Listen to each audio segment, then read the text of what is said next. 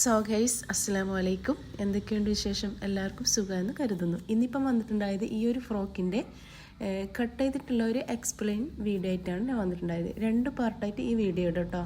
ഒന്ന് stitching video ആയിട്ട്.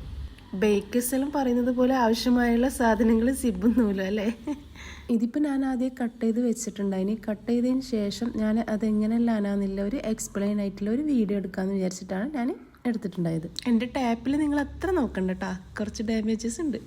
പിന്നെ ഇതിപ്പോൾ ബോഡി ലെങ്ത്ത് എടുത്തിട്ടുണ്ടായത് 8 ഇഞ്ചാണ്. ഹാഫ് ഇഞ്ച് മുകളിൽ നിന്ന് താഴ്ന്ന് പോകുമ്പോൾ 7 ഇഞ്ചാണ് ബോഡി ലെങ്ത്ത് വരുന്നിട്ടുണ്ടായത്.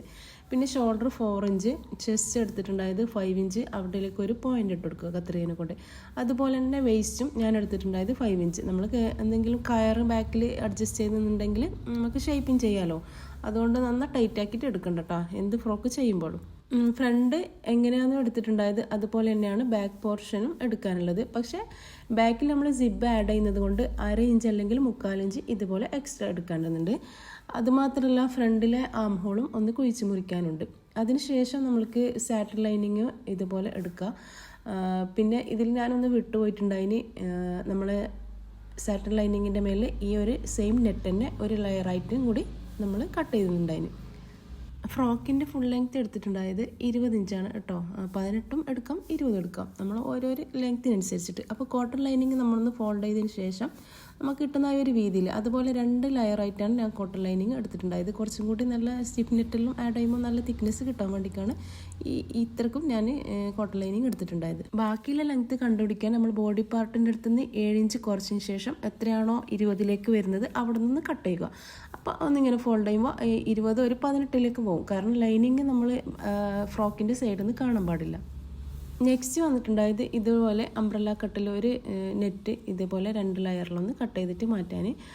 അത് നമ്മൾ പ്രിൽസ് ഇടുന്നെങ്കിലും നമ്മൾ നോർമലി ഞാൻ ഈ ഒരു മെത്തേഡ് ചെയ്യാറുണ്ട് കേട്ടോ. 2 ലെയേഴ്സിൽ പ്രിൽസ് ഇട്ടിട്ടുള്ള ഒരു ഫ്രോക്ക് ആയതുകൊണ്ട് നമ്മൾ 2 ലെയേഴ്സായിട്ട് ഇതുപോലെ നെറ്റ് കട്ട് ചെയ്തിട്ട് മാറ്റുന്നുണ്ടായിന്.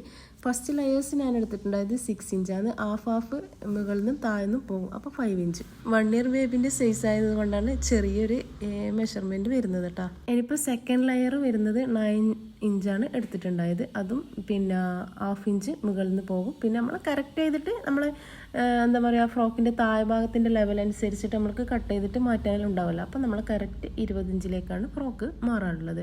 7 ഇഞ്ച് ബോഡി ലെങ്ത്തും പിന്നെ 9 ഇഞ്ച് ഒരു പ്രിൽസ്, 6 ഇഞ്ച് ഒരു പ്രിൽസ്. അങ്ങനെയാണ് ഈ ഒരു ഫ്രോക്ക് ഞാൻ കട്ട് ചെയ്തിട്ടുണ്ടായിന്. നമ്മൾ മെഷർമെൻറ്റ് എങ്ങനെയാണെന്ന് നോക്കിയിട്ട് ലാസ്റ്റ് നമുക്ക് താഴ്ഭാഗത്ത് നിന്ന് കട്ട് ചെയ്തിട്ട് മാറ്റിയാൽ മതി. പിന്നെ നെക്സ്റ്റ് വീഡിയോ കാണാൻ മറക്കല്ലേ. സ്റ്റിച്ചിങ് വീഡിയോ സെക്കൻഡ് പാർട്ടായിട്ട് എന്തായാലും ഇടും.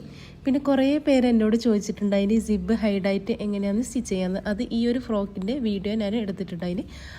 ഇൻഷാ അല്ലാഹ് ഷോർട്ട്സ് ആയിട്ടും ലോങ് ആയിട്ടും നമ്മൾ എക്സ്പ്ലെയിൻ ചെയ്തിട്ട് തന്നെ ഞാൻ ഇടാമെന്ന് എനിക്ക് നല്ല താല്പര്യമുണ്ട്. ഞാൻ എന്തായാലും ഇടും കേട്ടോ. ഓക്കെ. അപ്പം പിന്നെ പുതിയ സബ്സ്ക്രൈബർ ആണെങ്കിൽ എൻ്റെ ഈ ഒരു ചാനൽ ആദ്യമായിട്ട് കാണുന്നവരാണെങ്കിൽ കൂടെയുള്ള ബെൽ ബട്ടണും പ്രസ് ചെയ്യാൻ മറക്കല്ലേ. അപ്പം നിങ്ങളെ സപ്പോർട്ടാണ് നമ്മളെ വലിയ വിജയം അല്ലേ. ഇൻഷാ അല്ലാഹ്. അസ്സലാമു അലൈക്കും. ഫ്രോക്കിൻ്റെ ഫൈനൽ ഡിസൈൻ ഈ ഒരു രൂപത്തിൽ, പക്ഷേ കട്ട് ചെയ്തത് വേറൊരു രൂപത്തിൽ. അത് എനിക്ക് ആദ്യം മനസ്സിലായിട്ടുണ്ടായിനി. അപ്പം നിങ്ങൾക്കാർക്കെങ്കിലും അത് മനസ്സിലായിട്ടുണ്ടെങ്കിൽ എന്താണെന്ന് കമൻറ്റ് ചെയ്യാൻ മറക്കല്ലേ. അതുകൊണ്ടാണ് ഈ വോയിസ് ഞാൻ ലാസ്റ്റ് ഇടാമെന്ന് വെച്ചിട്ടുണ്ടായത്. അപ്പം ഓക്കെ, ഇൻഷാ അല്ലാഹ്.